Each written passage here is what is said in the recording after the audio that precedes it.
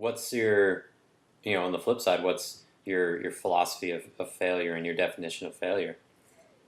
It's probably similar. Yeah. Yeah, I mean, you know, I fail a lot more than I succeed. Everyone says that, um, but I mean a lot more. You know, Yeah. uh, but I think that's because I'm constantly trying to do things that I have no business doing. You know what I mean? Like, I, like if you're a founder and you're an entrepreneur, you're mostly working off of your gut, and you're trying to create something that hasn't really been done before, um, and that means there's going to be a lot of failure on that path.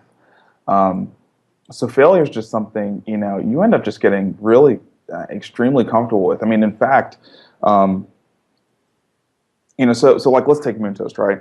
So so I think there was a period where people may have looked at Moon Toast in terms of what it was trying to do and said, oh, it didn't work, right? And then they looked up and all of a sudden it was like, man, you guys are like this whole different thing. Well, we just learned, you know, Yeah. like, we tried to do something that frankly nobody else was really doing at the time. And we learned that, okay, the core of what we were trying to do was a good idea. It resonated with people. The approach wasn't necessarily right. So we needed to tweak the approach a little bit. You know what I mean? And for us, it was not this huge pivot that everyone else saw it as. If it was, we wouldn't have been able to pull it off. It would have been too far from the DNA of who we were. But we did. And I'm still here and just still, I'm 10 times more excited now than I was before with what we were doing. And so, it's learning. It's all about learning, and I think that's like really important. I was talking to I was talking to the founders inside of Jumpstart Foundry, about what they're really doing, right? And this is just it's just the whole lean startup, methodology, which is you're optimizing your process of creating a business for learning because you're trying to validate a business model, Mm. right? It's a complete unknown until you've been able to make the product market fit happen. Until you've done that, nothing's proven.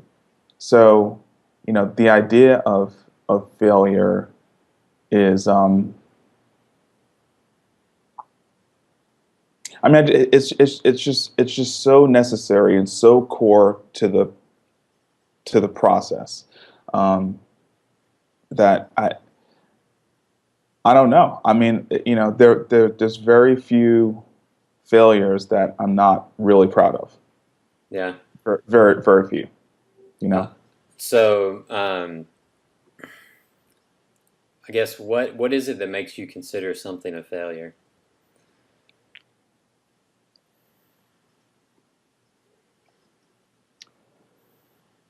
Uh, I'd say if I set out to do something and this was the goal and then that goal was not achieved, I'd say that was a failure. Okay. Yeah, pretty straightforward. So now I want to touch on the correlation between success and failure, and being that your or your definition of success was that you were essentially able to repeat it. It was your success came from within yourself, Hmm. um, and like that kind of example I gave, if your success happened to come from without yourself, from outside of yourself, would you consider that a failure? Possibly. I mean, as you define it. No. Okay. Um, I think there are some. So I think if you're looking at it from a practical sense, yes, you didn't succeed, and even in that case, there's a learning there. There's a learning about contingency, and trying to limit the impact that environmental forces, outside of your control can have on you achieving your goal. Mm-hmm. Um, so yes, practically it's a failure, or maybe I should say more technically it's a failure. Mm-hmm. Um, I don't. I just don't put a whole lot of. Uh, I try not to. I see people that really beat themselves up a lot, right, about failing. And I feel bad for them. I feel like they don't really understand that failure is so incredibly important, and you're going to do it so much if you're going to actually do anything meaningful, that you know you have to just learn to smile, Hmm. you know, smile through it. So I don't it's, know. I just don't have bad feelings about failure. You know what I mean? Like uh-huh. I always learn something from it. I always learn something from it that I use the next time that I'm going after that thing. You Okay. know? So essentially, I mean, your definition of, or I guess a lot of things aren't even defined as failure for you. Like I mean, you said that just, you know, matter of factly that, not achieving a goal would be failure. But even then, from what you just said, it seems like for yourself personally, you often wouldn't even consider or, lump that into the failure category, right? Yeah. Look, I'm more concerned with self confidence than I am with success. Oh, that's Um, interesting. Hmm. so so it's more to me to maintain my level of belief that I can do something Okay. than to prove through some measurement that I'm doing it. Okay. No, that's Does that make sense? no, absolutely. Um, Because like as a founder, you're going to have the world against you anyway, and they're not really against you, but they're questioning you, and your premise, the value you're going to provide, and all these things, and rightfully so, because it's not really nailed yet.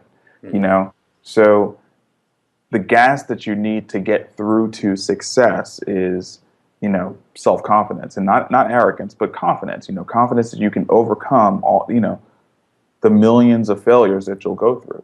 Yeah. So you just gotta it's just about how you see failure. Is a whole different thing from something that's emotional. You know what I mean? Like something that there are some failures that have real emotional implications, and it's not that you shouldn't be proud of those, but sometimes you just can't help it. So like, can I tell a story about a failure Yeah, go that I for had? it. Yeah. All right. And do you view mistake and failure as different things? Um, hmm, yeah, I do. I Hmm. do. I mean, you'll make I make more mistakes than I fail. Hmm. Um, and they're not really different things. They're just